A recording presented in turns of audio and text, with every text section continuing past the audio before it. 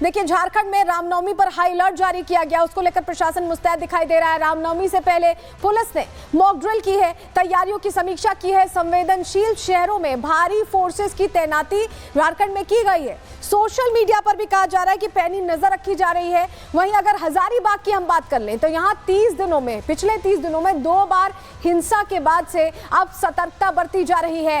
रामनवमी के लिए सुरक्षा व्यवस्था सख्त रखी गई है, तैयारियां पूरी रखी गई हैं। प्रशासन ने छतों से पत्थर और ईंट हटाने की भी हिदायत दी है कि कहीं ऐसा ना हो कि कोई पथराव हो जाए। पूरे शहर की 15 ड्रोन कैमरों से निगरानी चल रही है, मॉनिटरिंग चल रही है।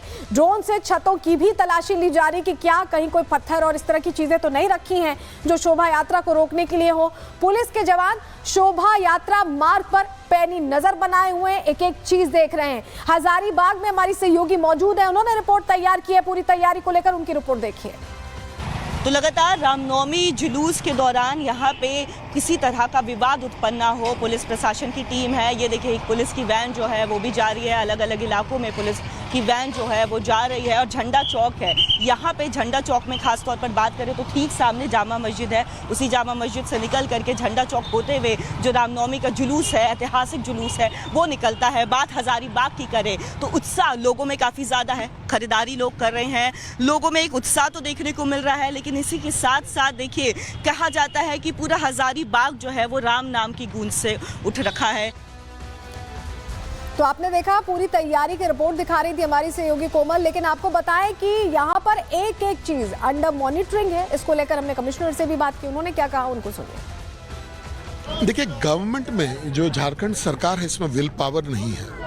आप उदाहरण से देख सकते हैं कि जम्मू कश्मीर में पत्थरबाजी बंद हो गया, यूपी में दंगे बंद हो गए, लेकिन झारखंड में इसकी संख्या बढ़ गई। तो कहीं ना कहीं पॉलिटिकल विल कि हमको ये वोट का तुष्टीकरण जो है इन सब चीज़ों को बढ़ावा देता है। लॉ एंड ऑर्डर न तो जाति देखती है ना धर्म देखता है, उसको लॉ एंड ऑर्डर जिनको मेंटेन करना है वो न्यूट्रल रहते हैं। जैसे आप तुष्टीकरण करना शुरू करेंगे तो लॉ एंड ऑर्डर जो है वो बिगड़ेगा ही। वही स्थिति झारखंड की आज के दिन में है। देखिए, बड़का गांव में एक महुदी बोल के एक गाँव है, यहाँ बहुत सालों से जो है वो जुलूस रुका हुआ। वही विवाद है कि हम अपने इलाके से जाने नहीं देंगे। इस बार भी हम लोगों ने बात की शुरुआत की थी कि भाई आप डायलॉग्स के माध्यम से हल करिए, लेकिन अभी हमने देखा कि प्रशासन ने वहाँ पर बाकायदा बैरियर जो है बैरिकेडिंग लगा करके मार्ग को रोक दिया है। अगर प्रशासन ये प्रयास करती कि ये भारतीय गणतंत्र का एक सड़क है, यहाँ से कोई भी जा और आ सकता है, तो शायद ये मामला खत्म भी हो सकता था। लेकिन प्रशासन ने अपने पॉलिटिकल आकाओं को खुश करने के लिए, पॉलिटिकल आका उनके जो है वो एक जाति विशेष के वोट के तुष्टीकरण को लेकर के ये सब करते हैं। तो आप हजारीबाग सांसद मनीष जायसवाल को सुन रहे थे, जो सरकार पर प्रश्न खड़े कर रहे थे कि सरकार सही तरीके से यहाँ व्यवस्था नहीं कर रही है। और रामनवमी को लेकर भी व्यवस्थाओं में उन्हें कुछ कमी जरूर दिखाई दी है, जिसको लेकर वो प्रश्न पूछ रहे थे। आगे बढ़ रहे हैं, अगली तस्वीर भोपाल की भी आपको दिखाएंगे, लेकिन पहले बताते हैं भोपाल में तैयारी कैसी, व्यवस्था कैसी, आप ये जान लीजिए, क्योंकि भोपाल भी अलर्ट पर है। रामनवमी को लेकर मध्य प्रदेश पूरा अलर्ट पर है और भोपाल में निकलने वाली शोभा यात्रा को लेकर बड़ी तैयारी की गई है। भोपाल में बताया जा रहा है कि 3 बड़ी शोभा यात्राएं निकलने वाली हैं और परंपरागत रास्तों से ही ये यात्रा निकाली जाएगी। शोभा यात्राएं शहर में 4000 पुलिस जवान इसको लेकर तैनात दिखाई दे रहे हैं। शोभा यात्रा के लिए 300 पुलिस जवान और आरएएफ तैनात की गई है। हाई राइज बिल्डिंग्स पर भी जवानों की तैनाती रखी गई, जिससे वो एरियल एंगल से नजर रख सके। सोशल मीडिया पर भी नजर रखी जा रही कि कोई भड़काऊ पोस्ट किसी तरह का ना सामने आए जो कहीं ना कहीं नुकसान पहुंचाए। ऐसे में आपको बताएं कि वहां भोपाल में भी व्यवस्था पूरी है और हरिनारायण मिश्रा जो कमिश्नर है भोपाल के, वो बता रहे हैं कि प्रशासन ने कितनी मुस्तैदी से तमाम इंतजाम किए। सुनिए। रामनवमी का जो आयोजन है, इसको लेकर के अलग अलग कई जुलूस हैं। शहर की अगर हम पूरी बात करें तो लगभग 16 से 17 जुलूस हैं, लेकिन बड़े जुलूस 2 से 3 हैं और इनको लेकर के आयोजन को लेकर के पर्याप्त सुरक्षा व्यवस्था सुनिश्चित किया गया है। इसमें अलग अलग 300 के अतिरिक्त बल और साथ ही साथ आरएफ की टुकड़ी भी रहेगी। ड्रोन कैमरे से साइबर एक्सपर्ट, सोशल मीडिया, इन सब पर भी निगरानी रखी जा रही है। सोशल मीडिया आजकल कानून व्यवस्था के लिए एक कई बार सहयोगी और कई बार चुनौती के रूप में भी सामने आती है, लेकिन सोशल मीडिया का कोई दुरुपयोग न करे, इसको ध्यान में रखते हुए पर्याप्त व्यवस्था तो तय की ही जाती है। हमारी सोशल मीडिया मॉनिटरिंग सेल भी होती है जो लगातार इस पर नजर रखती है। डीजे के साउंड को लेकर भी सवाल खड़े होते हैं, कई लोग ऑब्जेक्शन उठाते हैं, तो उसकी तय सीमा क्या होगी? उसमें निर्धारित जो उसकी एक सीमा है उसको सुनिश्चित किया जाता है। और पहले भी अगर किसी ने निर्धारित सीमा का उल्लंघन करते हुए अगर ज्यादा बड़े डीजे बनाए तो उन पर कार्रवाई भी की गई थी। बहरहाल इसमें जो भी आयोजन करता है उनसे पूर्व में चर्चा हो चुकी है और इस तरह की समस्या नहीं आएगी।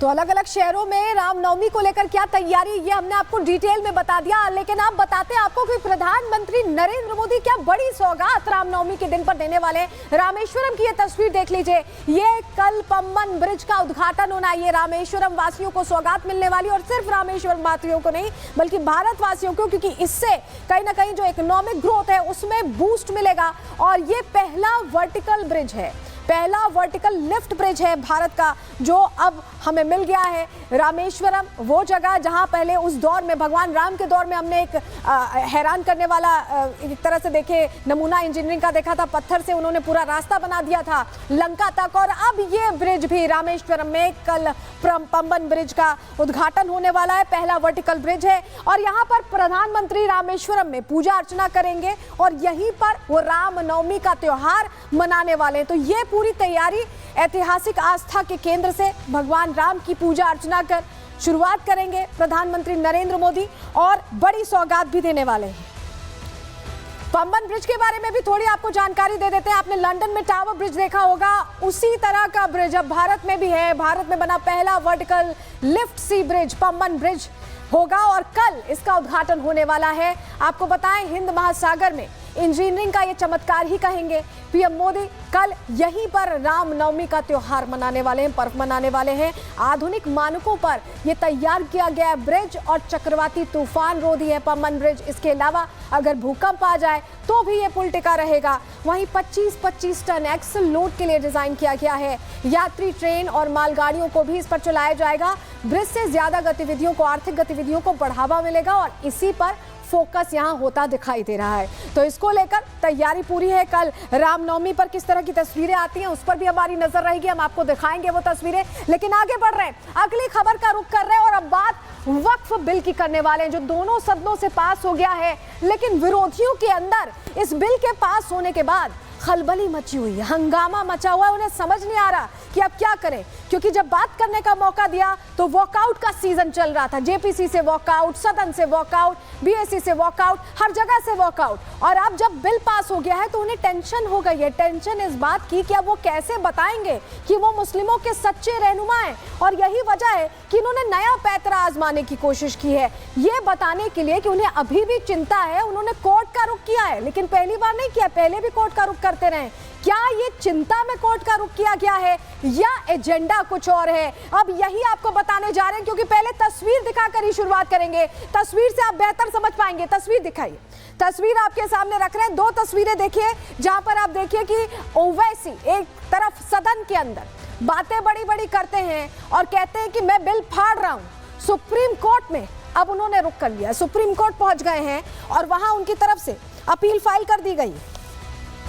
ये दो तस्वीरें आपके लिए देखना इसलिए जरूरी है क्योंकि सुप्रीम कोर्ट में सिर्फ ओवैसी नहीं और भी चेहरे हैं जिन्होंने अपील की है। ये अपील उस बिल के खिलाफ है जो दोनों सदनों में पास हो चुका है, राष्ट्रपति के लिए यहां पर पहुंच चुका है मंजूरी के लिए और उसके बाद कानून बन जाएगा। लेकिन उससे पहले कोर्ट में अपील की गई।